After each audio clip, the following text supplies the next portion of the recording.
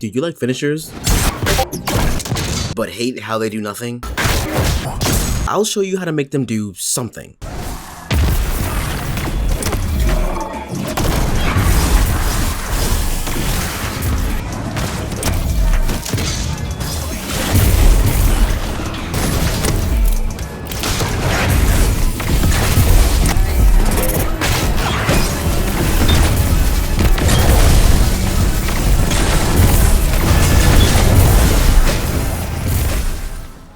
Alright, so for this build, we are going to just put on Nova Bomb, preferably Cataclysm. I don't know if y'all mess with Nova Warp, then put that on, but it's kind of a mid-super anyway, so don't even do it. And then for the fragments, we're just going to be using Harvest, Instability, Cessation, and Obscurity.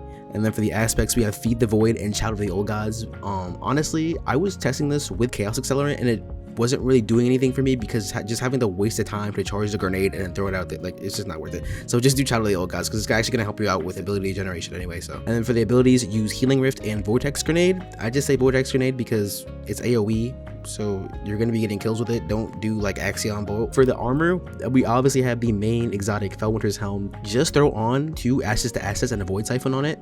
And then for the gloves, we have heavy-handed and firepower and momentum transfer, because with this build we really want to try to maximize orb generation so that we can overcharge our wave splitter. And then for the chest, put on 3 charged up mods. I know that's odd, but just like bear with me. For the legs, put on recuperation, void scavenger, and stacks on stacks. And then for the bond, pretty simple, put on proximity ward, special finisher, and powerful attraction. For the weapons, you could use any strand kinetic, just because of the artifact mods. I would probably, if you want to make it optimal, I would just put on like a strand hand cannon, because then you can stun unstoppable champions if you decide to take the build into a Nightfall or like even a GM, because it's pretty good in the GM too. And then obviously we have the exotic, we got Wave Splitter. Now this is kind of an underused exotic, but it really pairs well with this build because of all the orbs you're going to be getting.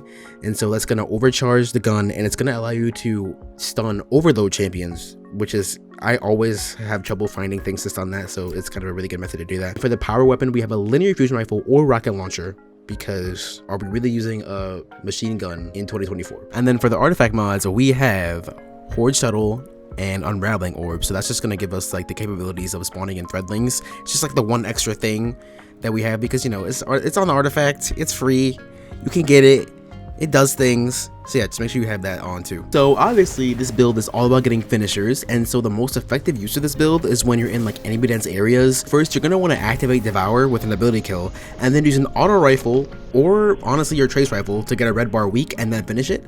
And so you'll have an overshield during the finisher with proximity ward, so you really can't die during it.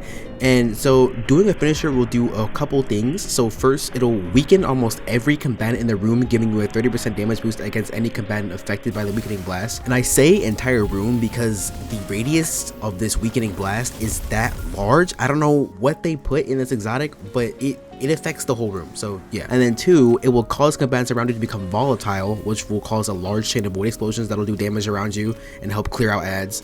And then 3rd, you'll become invisible, which will give you time to breathe if you're doing this in harder content. And then the finishers will also spawn in special ammo thanks to special finisher, and that will prevent your wave splitter from running out of ammo. And so ammo gain from the special finisher is increased by void scavenger, so that's why we have that on there. And honestly, I thought that the special ammo that would spawn from the special finisher mod would be like heavy ammo finder, because you know how like you get heavy ammo bricks from that mod and then it gives you like 1 rocket.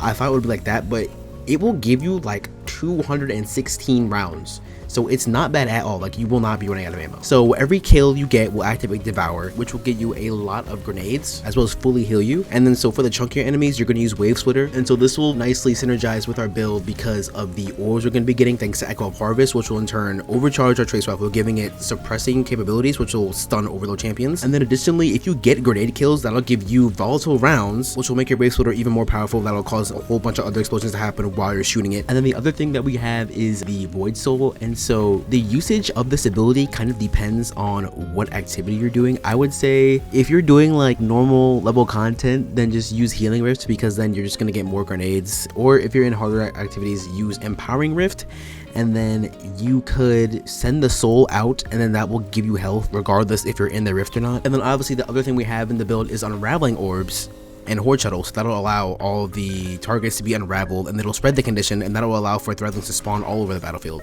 And so pretty much the entire gameplay loop summed up is you go in, you get something weak, you get a finisher that will cause explosions that will weaken almost everything in the room, you pick up orbs, you overcharge your wave splitter, stun overloads, start unraveling targets with your kinetic weapon, go invis, and then repeat. And then for chunk your enemies, use your heavy or wave splitter, either one. If it's like a champion, I'd probably use your heavy, but then if it's like an orange bar or something, then yeah, use wave splitter.